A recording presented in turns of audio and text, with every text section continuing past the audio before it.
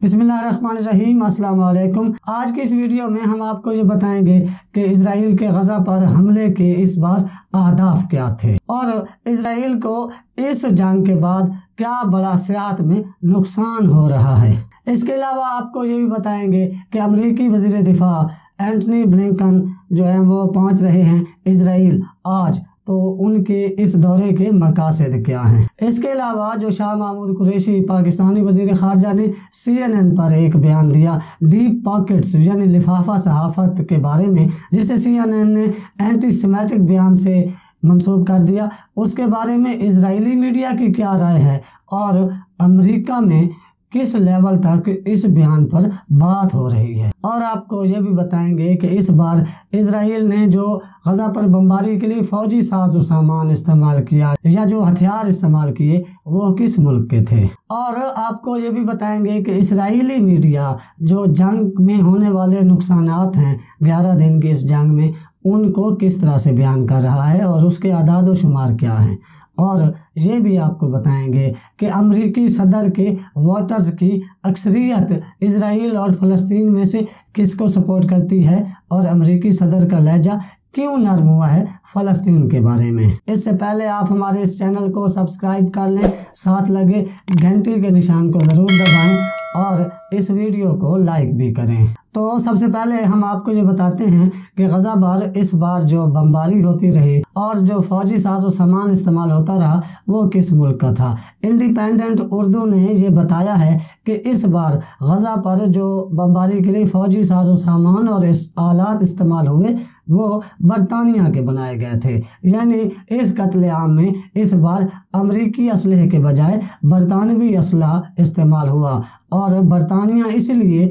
Israel की support में खड़ा नजर आया और वो ये कहते रहे कि इजराइल को अपने दिफा का हक हासिल है। लेकिन बरतानवी अवाम इसको सपोर्ट नहीं कर रहे थे और वहाँ आज भी बड़े बड़े मुजाहरे हो रहे हैं। इसके अलावा इंडिपेंडेंट उर्दू ने एक खबर शाया की है जिसके मुताबिक ये कहा गया है कि इजराइल अब सियाहों के लिए पुरकशिश मुल्क नहीं रहा और इसकी वजह ये बताई जा रही है इंडिपेंडेंट उर्दू की तरफ से कि इजराइल ने जो 2 हफ्तों में फ़लस्तीनियों पर जुल्म व सितम किया, इससे अब सियाह जो है वो इजराइल को अच्छा नहीं समझते, इसलिए वो अब इस मुल्क को सियाहत के लिए महफूज मुल्क नहीं समझते और ना ही उनके दिल में कोई कशिश है, क्योंकि इंसानी हकूक़ की इतनी संगीन खिलाफ वर्जियों की वजह से वो इजराइल को कोई अच्छी नज़र से नहीं देखते। इजराइल को 80% आमदनी सियाहत से मिलती थी और अब तो वो दुनिया का वाहिद कोरोना फ्री मुल्क हो गया है, क्योंकि उसने पूरे इजरायली शहरियों को वैक्सीनेटेड कर दिया है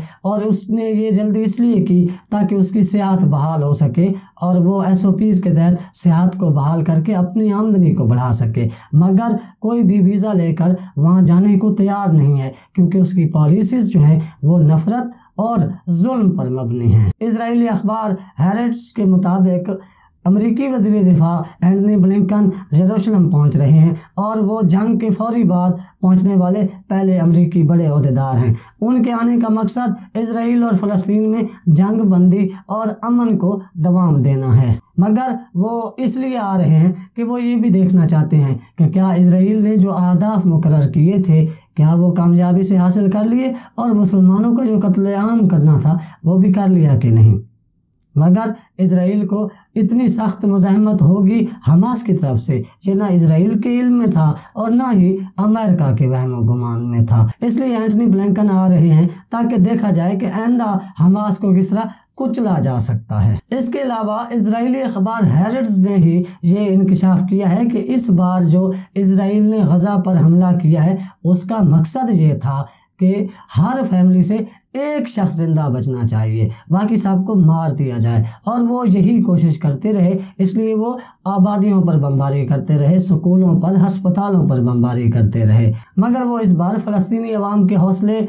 कम करने में भी हमेशा की तरह नाकाम रहे और अब जो फ़लस्तीनी हैं वो मस्जिद अक्सा की हिफाजत के लिए और ज़्यादा तादाद में मस्जिद में आते हैं ताकि इजराइल किसी तरह भी हमला करके मस्जिद अक्सा पर कब्ज़ा ना कर सके। इसी हैरेट्स अखबार ने ही ये बताया है कि जब शाह महमूद कुरैशी पाकिस्तानी वज़ीर ख़ारजा से एंटी सेमेटिक बयान पर बात करने को कहा गया और इसराइल पर होने वाले रॉकेट हमलों की मजम्मत का कहा गया। तो शाह महमूद कुरैशी ने ये कहा कि ना तो वो किसी रॉकेट हमले की सपोर्ट करते हैं और ना ही वो किसी ऐसे हमले की जो तैयारे से बमबारी करके किया जाए उसे सपोर्ट करते हैं, मगर उन्होंने एंटीसेमेटिक बयान से लाताल्लुकी से या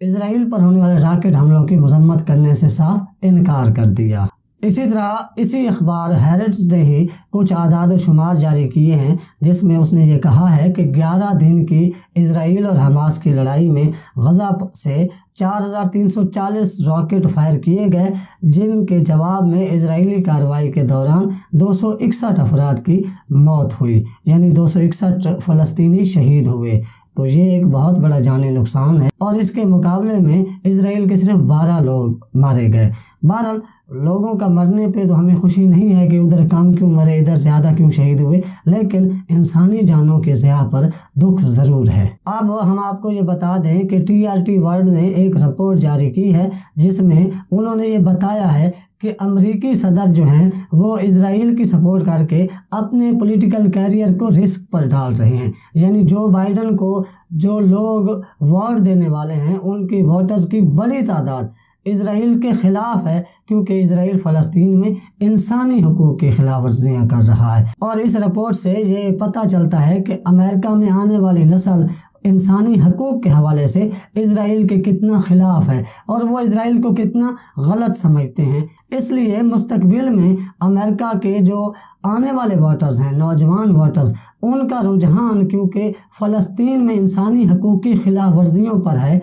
और इजराइल के ये ख़िलाफ़ है रुझान, तो आने वाले दिनों में ये हो सकता है कि फ़लस्तीन के लिए अमेरिका के अंदर से एक बड़ी और सॉलिड सपोर्ट निकल कर सामने आए और ये फ़ायदा होगा फ़लस्तीनी कॉज को। आपको हमने ये जो 4-5 खबरें बताई, इससे ये अंदाज़ा हो रहा है कि दुनिया अब ये रियलाइज़ कर रही है। और अब तो अक़वाम मुत्तहिदा की सिक्योरिटी काउंसिल ने भी ये कहा है कि सीज़ फायर पर इजराइल और फ़लस्तीनी यानी हमास मुकम्मल पाबंदी करें और उसका एहतराम करें। तो अब ये पता चल रहा है कि आलमी राय आमा इजराइल के ख़िलाफ़ हो रही है और मुसलमानों पर जो जुल्म व जबर इजराइल करता है उसके लिए आवाज़ें उठना शुरू हो गई हैं। ये एक बड़ी कामयाबी है फ़लस्तीन काज को, दुनिया भर के मुसलमानों को और दुनिया भर में उन तमाम अमन पसंद तमाम मज़ाहिब के मानने वालों का जो इंसानी हकूक़ में मानते हैं और इंसानी जान के तहफ़्फ़ुज़ की बात करते हैं, जो जुल्म और जबर के ख़िलाफ़ आवाज़ उठा रहे हैं। यानी अगर आप देखें तो जो अमेरिका में मुज़ाहरे हुए, जो बरतानिया में मुज़ाहरे हुए, जो कनाडा में हुए या दीगर गैर मुस्लिम ममालिक में जो इजराइल के ख़िलाफ़ मुज़ाहरे हुए या अभी तक हो रहे हैं, वो इस्लामी ममालिक में भी इतने बड़े मुज़ाहरे देखने को नहीं है मासिवाय ईरान के। तो ये एक बड़ी अच्छी बात है कि मज़हब और नज़रिए से हटकर इंसानियत के नाते दुनिया में अब फ़लस्तीनियों की सपोर्ट पैदा हो रही है और ये क़िबला अव्वल की आज़ादी की तरफ एक पहला कदम साबित होगी इंशाअल्लाह। अब तक के लिए इतना ही। आप अपने घर वालों दोस्तों का ख्याल रखिएगा, इस चैनल का भी। अल्लाह हाफ़िज़।